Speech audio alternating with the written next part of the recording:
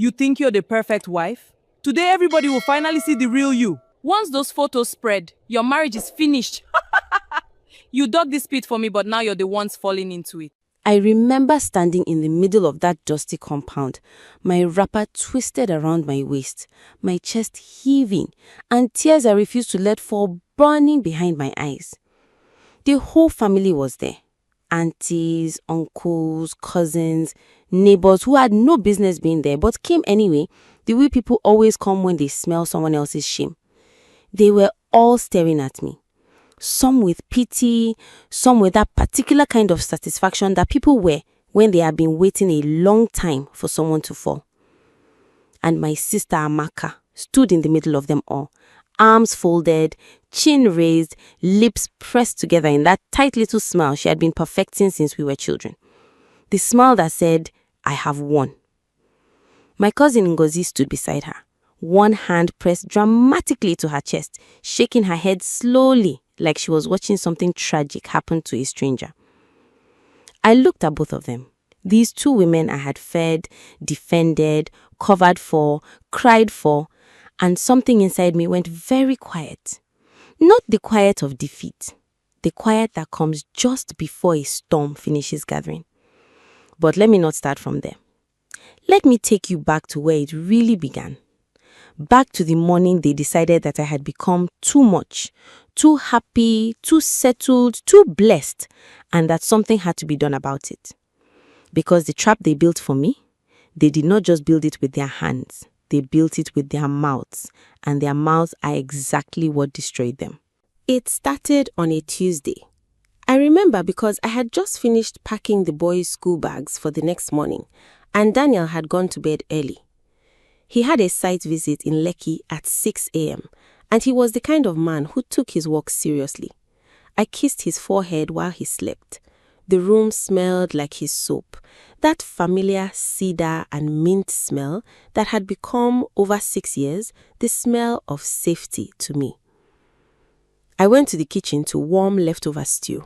My phone was on the counter. It buzzed. Unknown number. The message was short. "Sophia, I am telling you this as someone who cares about you. Your husband has been meeting a woman at the Green Leaf Guest House in Bagada. Tonight is not the first time. The room is booked in his name. I am sorry." I stood there with my wooden spoon in my hand and read it 3 times. Now, a different woman might have woken her husband immediately. A different woman might have screamed or cried or thrown things. But I had grown up in a house full of noise and manipulation. I had learned very early that the first version of a story is almost never the true version.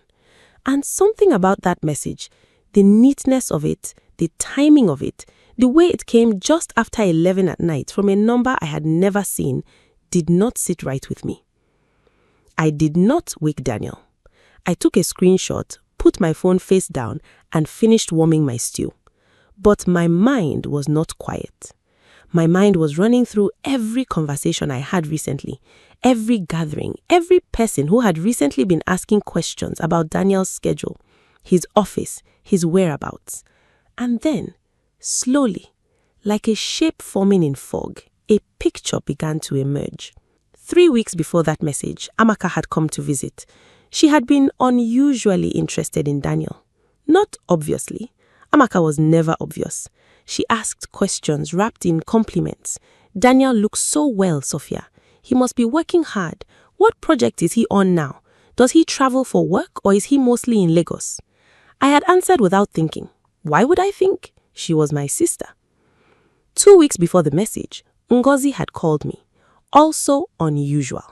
Ngozi and I were not close in the way that felt warm. We were close in the way that family sometimes forces upon you.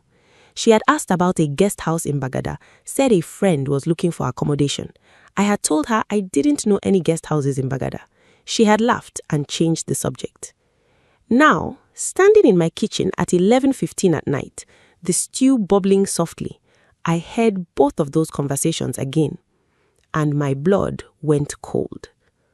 I did not sleep that night. I lay beside Daniel and listened to him breathe, even, slow, untroubled, and I thought. I turned things over and over. I looked at the message again.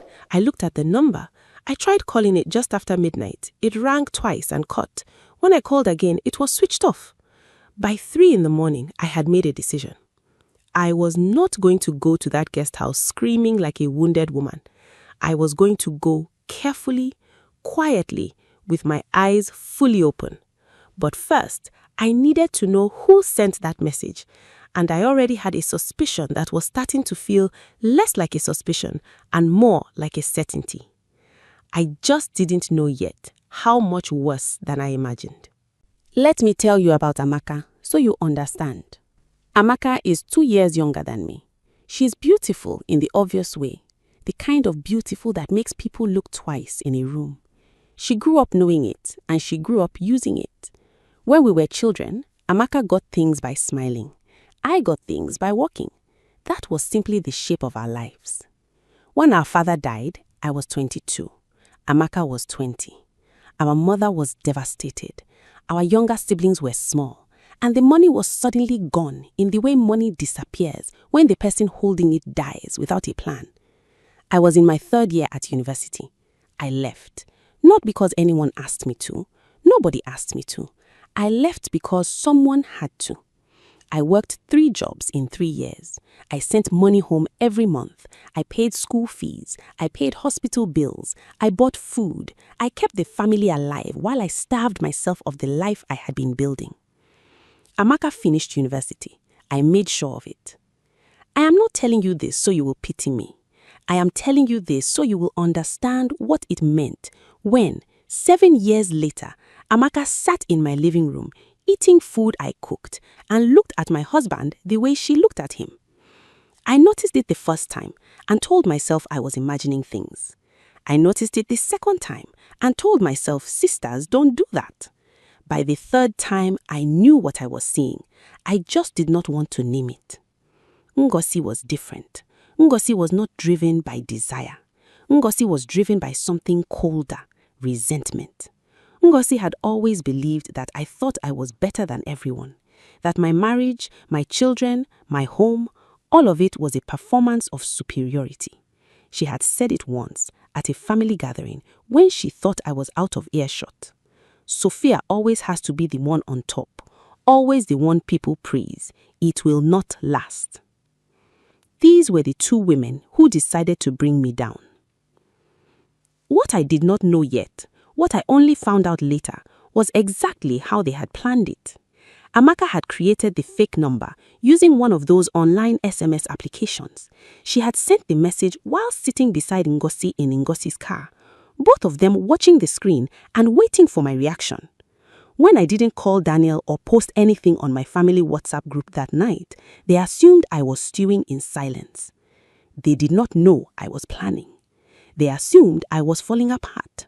They were already making plans for the next stage, the photos, the scene, the humiliation. Ngozi had a friend, a man named Femi, who owed her a favor. He was supposed to be at the guest house, dressed casually, available to be photographed near a room booked in Daniel's name. If I arrived and saw him, a man I didn't know, near a room booked in Daniel's name, Ngozi and Amaka would be nearby with phones ready to capture my reaction. A woman screaming in the corridor of a guest house. A woman who looked jealous, unstable, destructive. Those photos would go to my mother-in-law, to Daniel's colleagues, to every family group. And I would spend years defending myself against images that told only the story they had written. That was the plan.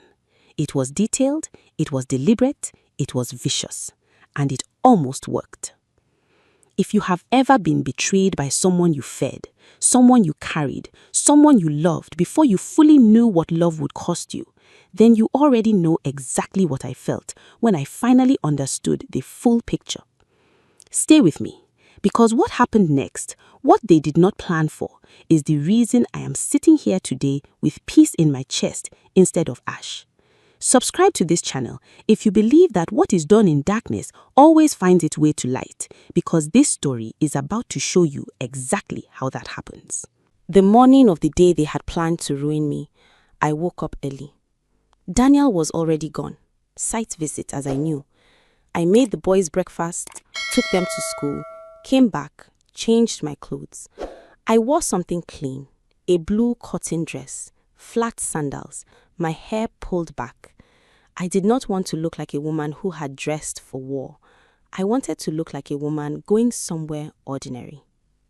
I had called my friend Blessing the night before and told her everything, every detail, every instinct, every piece of the picture I had assembled. Blessing is a practical woman. She is the kind of friend that God gives you for moments exactly like this one. She did not panic. She said, "Sophia, go, but go smart. Take me with you." We drove to Bagada together. I had searched for Greenleaf Guest House and found it easily, a small, faded 2-story building on a quiet side street, the kind of place that catered to people who needed discretion. It had a small gate, a security man reading a newspaper, and a narrow flight of stairs visible through the entrance. We parked 2 streets away. Blessing stayed in the car. I walked to the gate slowly, calmly, like a woman who had done nothing wrong, which I hadn't. The security man looked up. "Good morning," I said. "I'm looking for the guest house manager." He pointed me inside. What happened next, I did not plan for. I was still at the gate when I heard it.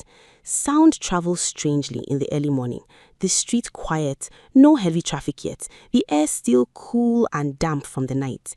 The guest house had a ground floor parlor with a window that faced the small compound, and the window was open. From inside, I could hear a Bluetooth speaker playing, and from that speaker, I could hear voices. I recognized the first voice immediately, Amaka. She will come. You know how Sophia is. She cannot resist. The moment she thinks Daniel is involved. And then Ngozi cutting in, laughing. The photos just need to be clear. Once we have them, we send to Mama Daniel first, then the family group. By the time Sophia tries to explain herself, nobody will believe her. I stopped walking. I stood completely still in that compound and listened. The speaker was playing a recording, not a live conversation. A recording from the previous evening, I realized later, when they had been inside the room doing final preparations and accidentally left Ngozi's phone connected to the Bluetooth speaker. The phone had auto-played the voice note they had sent between themselves, the full conversation, every instruction, every laugh, every callous detail of what they had planned for me. And I was not the only one hearing it. Behind me, the security man had put down his newspaper. From the street, 2 women from a nearby compound had stopped at the gate, drawn by the sound, and pulling up in a car I had not seen yet, a dark green Camry that belonged to my mother-in-law, Mama Daniel, who had received a concerned call from a neighbor the night before about rumors concerning her son, were 3 people stepping out of the vehicle. Mama Daniel, my uncle Papa Chuku, and my mother.